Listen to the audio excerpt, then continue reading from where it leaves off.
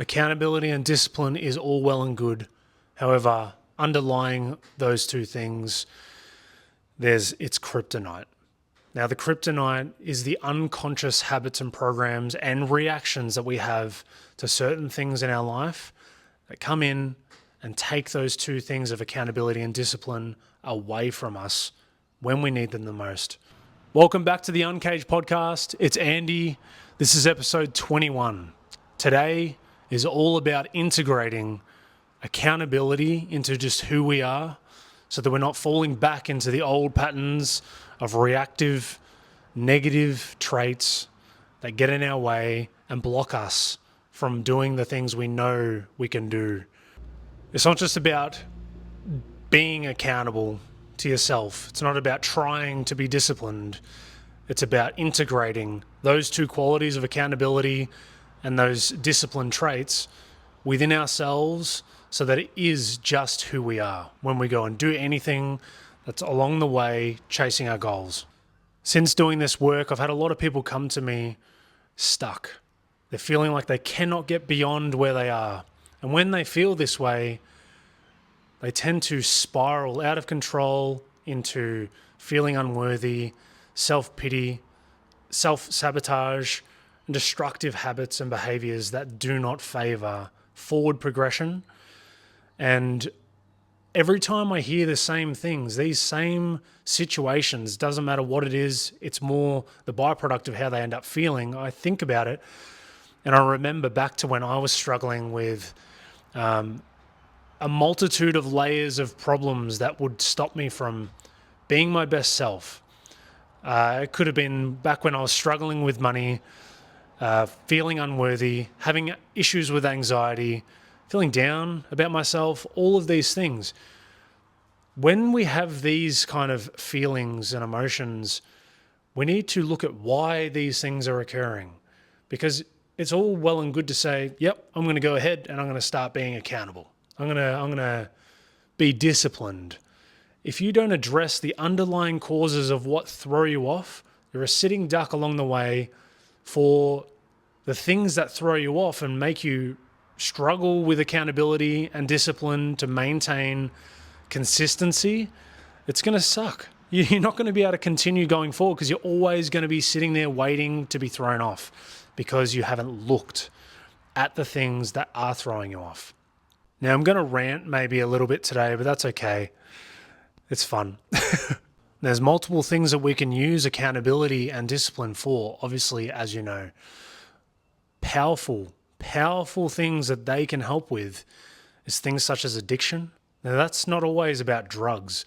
That can be about our own feelings, choices, routines, and habits. We get addicted to certain routines in our life and we just can't seem to part from them because we have some aspect within us that feels that we need them for some form of coping protection.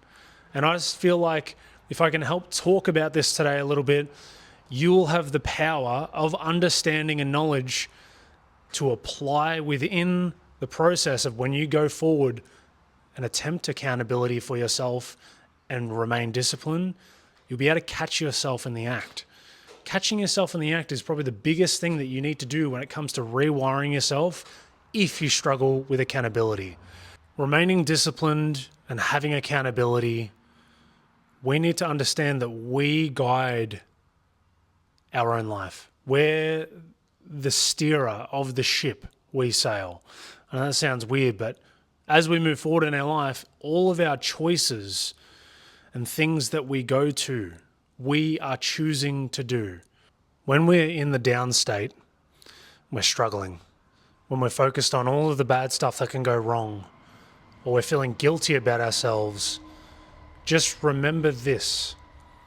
The way that habits work and the way that we program ourselves is through repetition. And why I make these videos is because I've been there and I've felt like I can't stop that process. And you feel helpless and you beat yourself up. But I've also been on the other side of it now. And I know what it feels like to have the same choices in front of me and understand enough to be able to overcome the feelings of anxiety that stop me, feeling depressed and guilty about actions I've done in the past.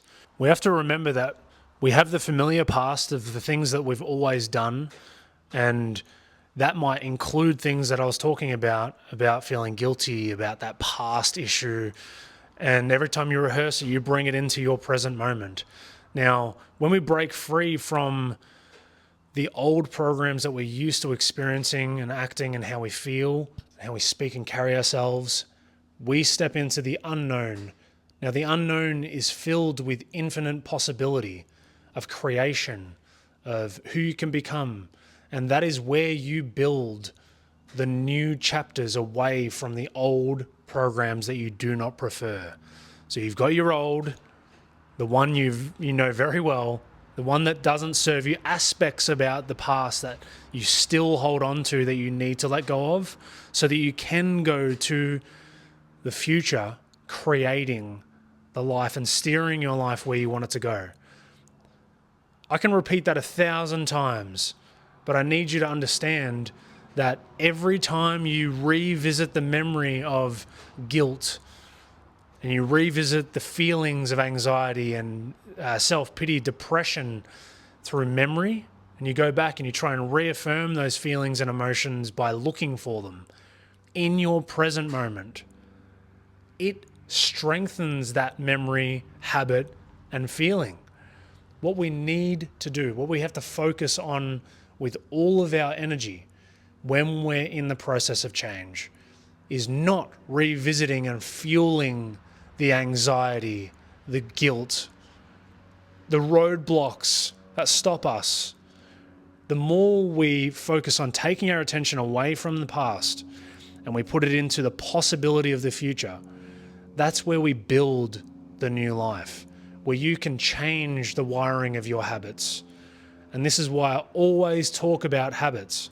It's because you get away from the old focuses. You're constantly focusing on the old, and you place your attention on the possibility of the future. Possibility is infinite. And the more you rehearse the creation you have in your mind, if that be, I am disciplined, I have accountability to myself, and I stick to my own word and my promises, number one, that is a possible version of yourself that you can rehearse. That means the more you focus on those things and you act accordingly that match that vision, the chances of them becoming your reality is extremely high. Now, when you do something like this and you break away from the old and you go to the new vision of the accountable you, the disciplined you, the one that feels great and is a go-getter, unstoppable, you will have this challenge. The old program has been running for a while. You might still have all that guilt and you're still lingering around in your present moment. That's okay. This is where you need to give yourself compassion, but that doesn't mean that you procrastinate on the task of visualizing the new. We change our focus and we give ourselves the patience that sometimes that old program is going to come and get us. We're going to feel the old feelings and we have to work on not reacting to those old feelings. We place our attention back to the feelings of the new possible future, that we are accountable. We can do things with discipline, unwavering confidence, and feel energized, trusting, all of these things. But you must place your energy and your focus, your awareness on that version as often as you can every day. Now, initially, I've said this before, it's going to take a lot of repetition, but it is worthwhile. Once you break through a threshold where, tell you what, I'm going to clip this to my jumper, my little hoodie. Hopefully the sound's still good. We'll see. I'm going to give you an idea. Now, let's say that you're back to back. So you've got the new possible version of yourself, and then you've got the old version of yourself. They're back to back. Every time you change your focus into the new, that new version of yourself breaks away from the old version.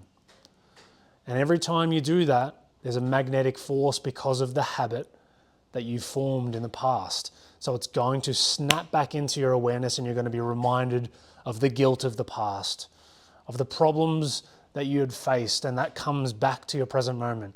That's okay. We remain accountable to ourselves, that we're working through it.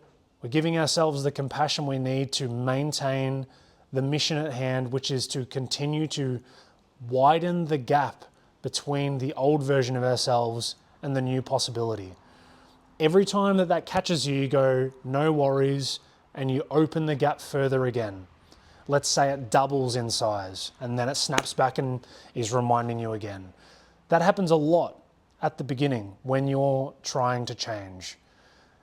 But if you stick at it and you don't let up, you don't let the outside world influence you, you don't let other people that are like-minded, that have struggled, influence you and drawing you back into it, you maintain your mind's mission on the vision of the future that you truly desire. The more you do that daily, the gap gets so large that the connections in your brain that form the habits of the old break apart. And because you're rehearsing the new possible future you that have all those traits and characteristics and actions and routines that you prefer, that becomes the new connection in your brain. And as soon as you solidify that through constant repetition, the old version of yourself where it would catch you and remind you and bring up all those same feelings, it loses its power because it hasn't got the unconscious connection in your brain. You will remember the past, but you will have the memory without the emotion. And this is something that I learned from Dr. Joe Dispenza. He's the master of all of this knowledge that I've applied, and it actually did work for me to overcome drugs, bad habits, to stay disciplined on goals. This is the same thing here. So I'd highly recommend looking at books like Breaking the Habit of Being Yourself. That's a key one. So in essence, accountability starts with looking at what the current situation is. To integrate accountability, we now first need to look at ourselves. We look at ourselves and we focus on the things that are stopping us. Okay, great, no worries. I'm not going to dwell on them. I'm just becoming aware, noting them down. Cool. Now, I've created the vision that I prefer. We all have an idea of what we would rather be, how we would rather act, and the kind of life we would rather live. You can envision this on an infinite scale as long as you rehearse it and back it up with actions. Keep pushing.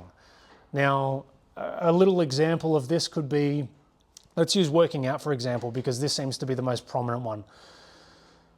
On your down days, let's say you've had a huge day at work and you're exhausted. Yes, there is times where you need to rest. There is times where you know maybe physical exercise is going to be something that's going to be detrimental right now, and that's questionable itself, but I'm just going to say, for this example, let's say you're fully cooked, you need to go home and rest. Completely fine. But on the days where you're feeling like you just can't be bothered, you may be a little bit emotionally low on the spectrum, and you're feeling a bit negative, down on yourself. Training can seem like it's the worst thing in the world in those moments. But you have the choice to still push yourself because you know it's part of a greater vision of how you want to look and feel to improve your health. So instead of choosing the easy way out of going, I'm not feeling like it today, you go and do it anyway. And as you go and do it, you realize during the session or the workout that you're starting to feel really good and you're proud of yourself for not listening to that old way of thinking of, I just can't be bothered, I'm not going to do it. And that's empowerment. That's something that's truly special when it comes to these moments. I'm just using working out as an example that you overcome the feeling that you couldn't be bothered. And you went and did it anyway. And you realized after the fact that you felt way better because you overcome. It wasn't just the workout and the endorphins that it causes. That helps. But it's not just that. You beat the old version of yourself. Every time you do that, that's like a little gold star if I can chuck that on my jumper right now. That's a gold star. Every time you do that, that's a huge win. You stack those wins daily, you become so trusting of yourself that whatever you do, when you feel like, oh, here comes that old feeling, I can't be bothered, it's too hard, whatever it is, and you go and do it, you overcome that negative voice that's trying to stop you. And the more it happens, the more you do it, the more empowered you become and the more trust you have for yourself. And you take that with you. Accountability starts by working on ourselves. Why would you go into any goal when you know you've failed in the past without having looked at the things that stopped you in the past? Why did you quit in the past? These are questions that you can ask yourself. Was there certain particular routines that aren't helpful for this goal? Once you see and do that self-inquiry, you can utilize that same focus to navigate, remove the old things that don't work for you so you can focus on the version of life, of who you want to be and how you want to act, and you apply it there. Change your focus, awareness from the old, and place it straight on the new. Now, I've gone on a bit of a rant here, and you might need to watch that a couple times, but if you can understand that concept, you can overcome any problem, any addiction, anything at all. How do I know that? I have literally done it, and it is something that I take with me every day. And a way that I see the world now is I can see its beauty a bit more. When I go outside, I can pay attention, I'm more present, I trust that everything's working out, and if I come into resistance, I know that I'm way more powerful than that, because I know that any kind of resistance within myself or in the world, number one, I'm in control. I'm in control of my reaction. I'm in control of the habits that I have put in place and what I can change. That's empowering. And I want that for people, because when you have anxiety or an addiction to something, and you know it's not good for you, but you continue to do these things and act these ways, when you finally pay attention to it and you're in the journey, Joe Dispenza calls it the river of change. Because as soon as you jump into the river, when you decide you're no longer tolerating the old version of yourself, the party begins. That's where you're going to have to catch yourself a lot at the start, but it is worth it. Hold a bigger vision. For me, my goals demanded a version of me that was beyond all of the old addictions and negative thinking and depression. I had to let it all go. I had to get way beyond that to be my best version of myself, so that I could help people at a higher level, so that I could be my best and show up every day. So doesn't it make sense to investigate what those things are that stop us, the actions, the habits, the routines that have blocked you in the past? It makes sense to look at them, to note them down, to become aware of them, and to have a vision of the future that keeps you inspired to change them, because you know that they're going to put up a fight. You know that the old version of you, all of its habits, all of the routines and actions and reactions, they're going to put up a fight, because it's all that you've known. It's what you've put in place. And that's okay that you've done that. Now, when you become aware of it, you can change, as I've mentioned. And that's something worthwhile. And being accountable on that level means that you can be accountable in any way, utilizing the same process. If you struggle to know something, you could learn it. Oh no, I'm struggling to learn. Keep going. Build the habit of that. You can place habit formation in any skill that you desire. And that is something special. I want that for you. And to hit episode 21 is a big thing for me, because someone once told me that most podcasts do not reach episode 21, or they reach it and they don't go beyond it. I can't remember. And I'm going to be honest, along the way, I've had some struggles on maintaining this. But in the end, I didn't quit. And that's something that I want for you as well, is to not quit on yourself and to keep going so that you can live how you want to live and overcome any of the old programs that don't serve you, and to live by the vision of the future. So on that note, episode 21, I appreciate it if you've been watching and that you continue to follow along, and even better, that you apply these things in your life.